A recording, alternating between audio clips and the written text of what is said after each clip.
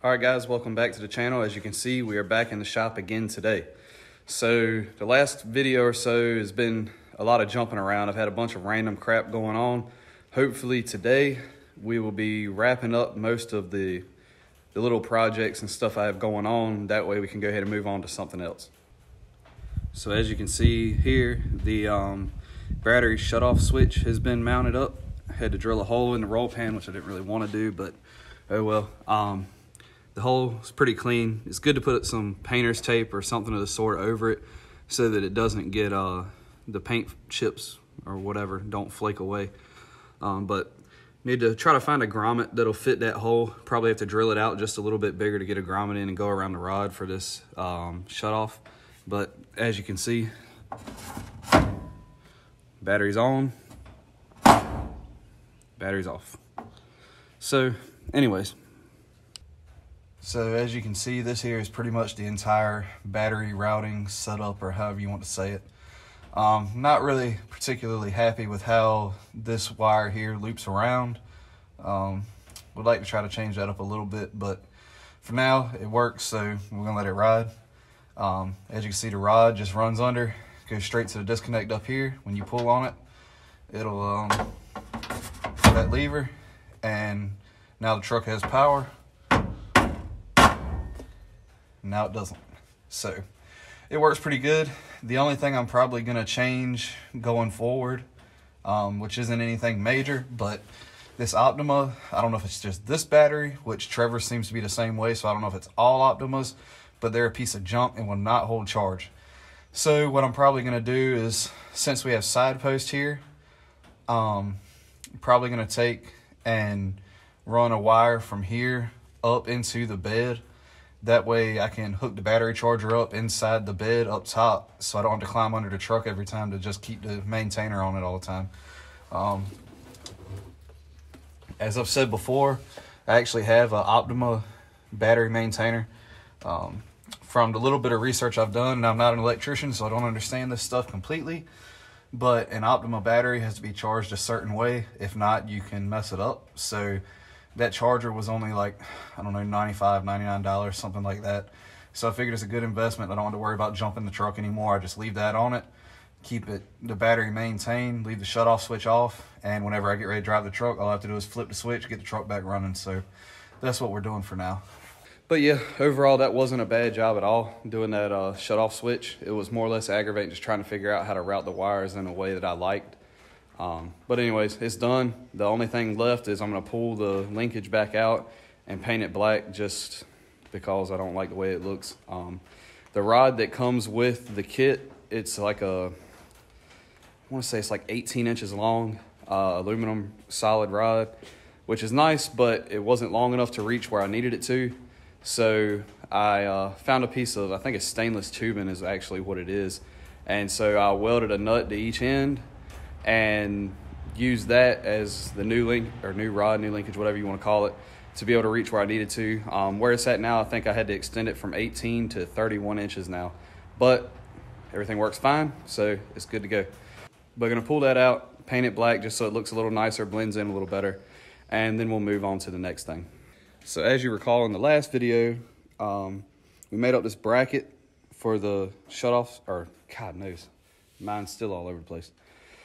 So we made this bracket for the launch control button, and the cord is just this accordioned up wire, and right now it's just running into this grommet into the dash.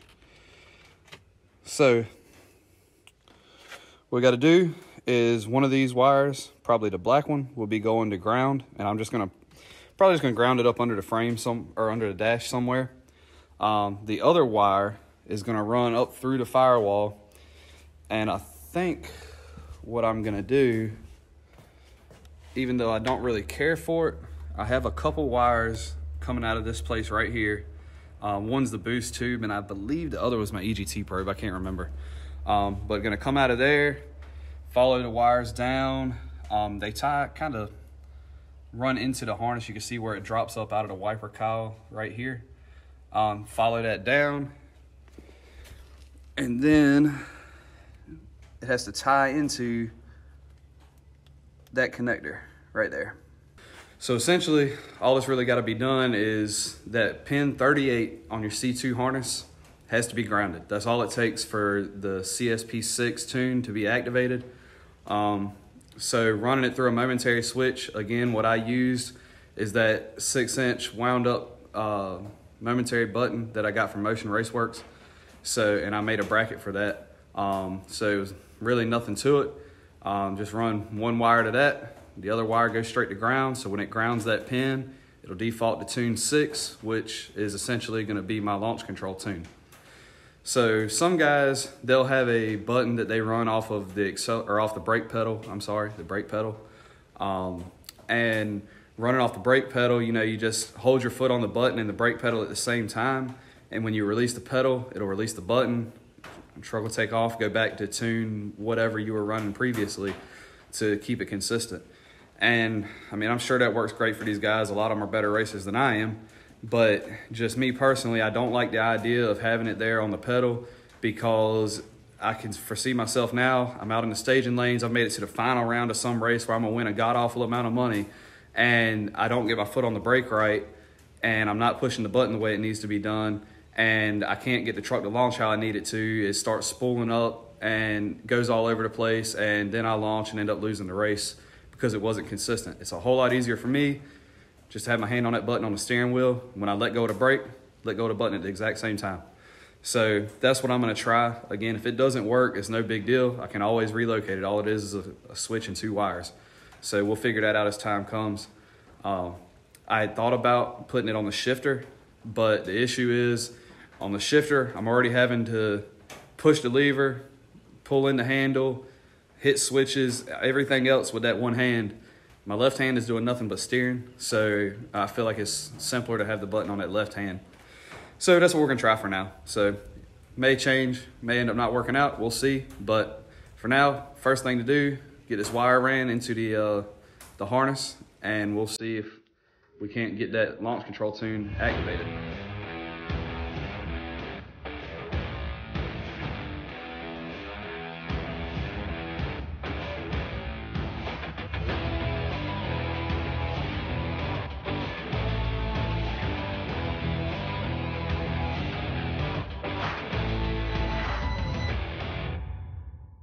All right, so I located the pin on the harness.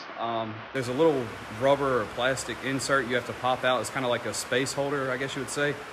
So this pin, I guess, isn't actually used on this style truck stock. I'm assuming it's for maybe cabin chassis trucks or whatever. Anyways, so you have to pop that little insert out. So it's kind of really tight in there, trying to show you anything. That's why I couldn't really get any of it on video.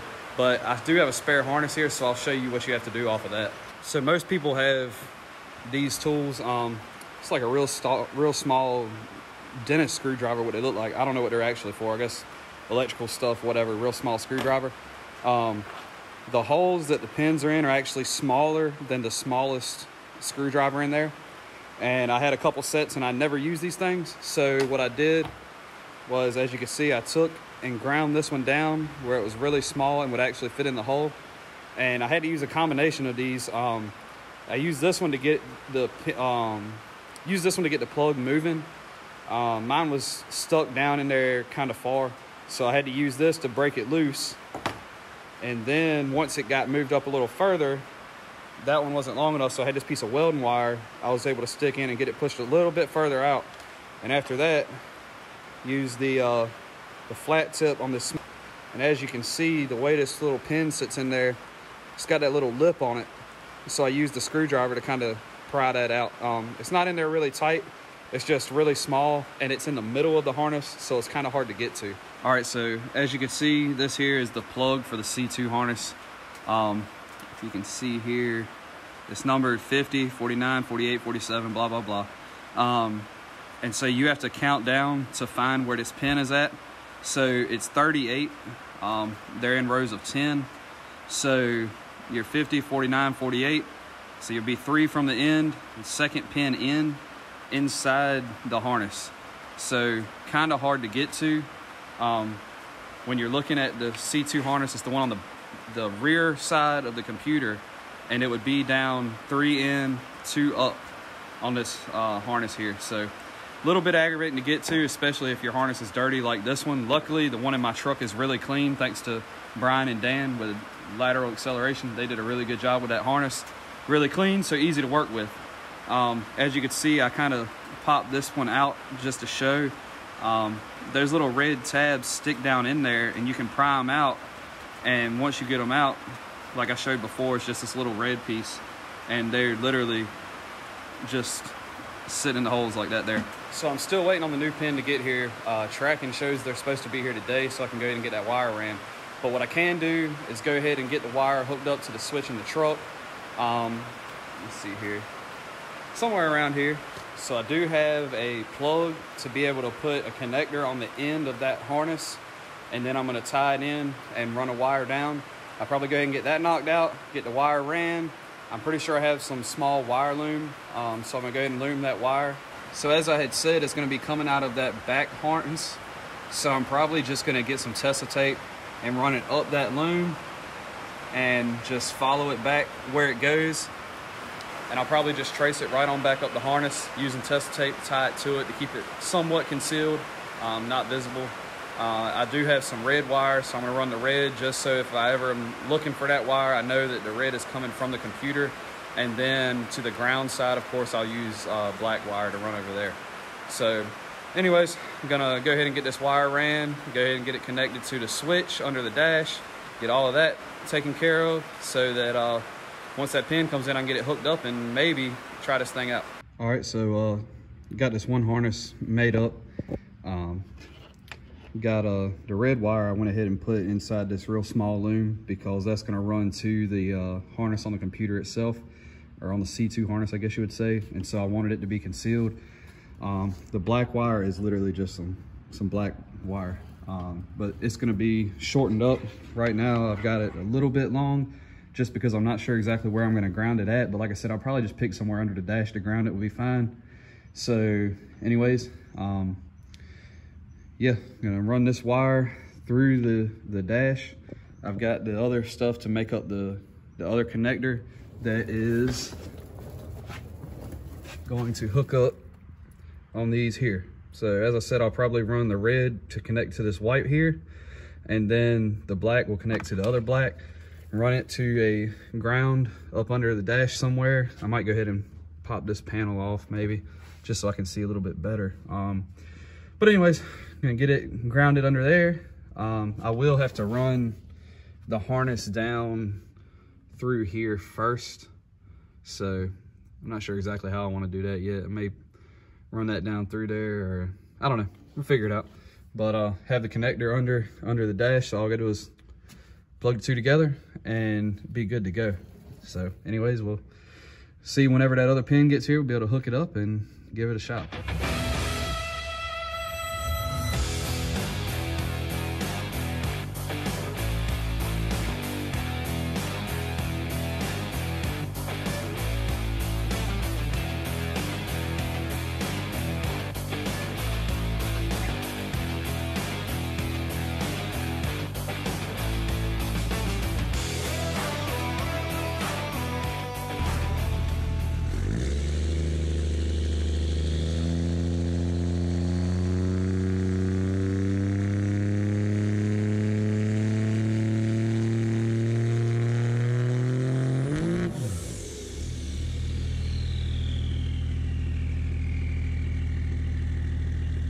All right, guys, so that ended up being an epic fail. So I noticed when I put the pin into the harness, sorry, I'm shaking, I ain't got my gimbal with me. When I put the pin in the harness, it went in snug, but it didn't click when I pushed the connector in. So after I did that, I could actually pull it back out. So I pushed it back in anyways as far as I could. I said, you know what, screw it, we'll see if it will at least pick it up. And it didn't, it shot straight up to like, I don't know, 40 pounds of boost or whatever, like 3,000 RPMs. So that didn't work. So we got to regroup. Apparently the DT style connector is not the correct connector. My research had proved me wrong. So gonna do a little digging, see what pin I need. And luckily I left a little extra on that wire so I can just clip it off, put a new one on there. So But anyways, gonna try to get the right pin, get it swapped out, and see if we can't get launch control. Everything else is done. The ground wire's hooked up in the cab. Everything's hooked up to the switch. Just a matter of getting the right pin into the computer. Also, as you can see, a couple weeks ago, we had a little party over here for one of the youngins, and got a bunch of tables and chairs. Got to move those because we've got to get the trailer hooked up to the old mega cab out there. And what we're gonna be doing is, one of my buddies just bought another truck. It's a black regular cab, 3rd gen, and it's a rust bucket. So he's going through and pulling the cab and everything off. They're gonna sandblast and paint the frame. They have a new cab that they're putting on it and new bed, all that stuff. So they're gonna get all that swapped out. And I think his ultimate goal is stock bottom end, 150 overs and 72. So see how all that works out. But anyways, we're gonna go pick that up for him and drop it off at the house to go ahead and let them start pulling it apart. I'm sure we'll see it on here shortly. But anyways, I'm gonna go get everything hooked up and go pick that up. So that's gonna be the end of this for today. I did do a data log and send it over to Ryan, so I'm gonna let him look at it, just make sure that, you know, the pin wasn't picking up or whatever. Let him see what it was doing, make sure, I don't know, see what I did wrong. Like I said, try to figure out what the right pin is I'm supposed to have and what's going on. But anyways, other than that, that's gonna wrap us up for the day. So we'll touch base when we get something figured out. Oh, and one more thing, forgot to mention. So let's see, not this coming weekend, but next weekend will be June the 12th or 13th. I think it's the 13th, it's Sunday. There's a race out here, King of the Streets. It's one that I actually was able to win in my 06 a couple years ago. The only rules on it were 22-inch rims and bigger. It's a bunch of big wheel cars and stuff out there. When I had the 06 running 770, I actually raced that event and I won. After the fact, a bunch of people, just like everything else going on with the diesel community, said that it was unfair because I'm 4-wheel drive, so I'm not allowed to race anymore. So we been doing a little talking, and one of my buddies has an old 79 2-door Caprice and a set of 24s. So we're gonna try to slam this thing together. Hopefully we'll be able to get some videos of that and see if we can't go out there and get the trophy anyways. So if that doesn't work out, I'm definitely taking the dad bod out there to try to do some testing with this launch control switch. Hopefully I've got it dialed in by then. And while I'm out there, there's a grudge race lined up between me and a guy with a BMW that I raced at the finals last time. So me and him are gonna run, and I'm thinking about trying to call out the winner to see if we can't bring home the trophy anyways, even though I'm not in the class. So I don't know, we'll see what happens. But anyways, that'll wrap it up for today. Thank you guys for stopping by and watching. Thanks for all the support. See y'all next time.